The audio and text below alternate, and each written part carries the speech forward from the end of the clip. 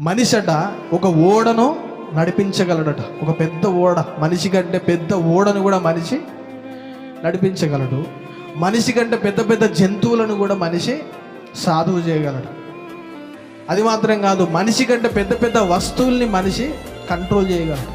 కానీ మనిషి తన దేహమును ఏం చేసుకోలేడు, కంట్రోల్ పెట్టుకోలేడు.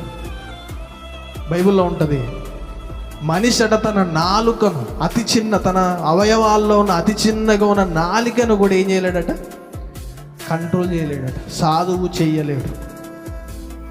తక్కన అబద్ధం ఆడతాం, తక్కన ఏదో ఒకటి మాట్లాడతాం, ఎవరిని పడితే వాళ్ళని దూషిస్తాం, లేనిపోలి మాటలు ఊరికే మాట్లాడతాం. ఎందుకంటే మన నాలికకు ఏం లేదు, కంట్రోల్ లేదు. మనకు అబద్ధం ఆడడం ఎంత సులువు. నేను పెద్ద ప్రాక్టీస్లు చేస్తాను అబద్ధం ఆడడానికి. లింక్ తీసుకుంటారా, ఒక క్షణంలో చాలు మనం అబద్ధం ఆడడానికి. ఎందుకనంటే మన నాలికను కంట్రోల్ చేయడం మనిషికి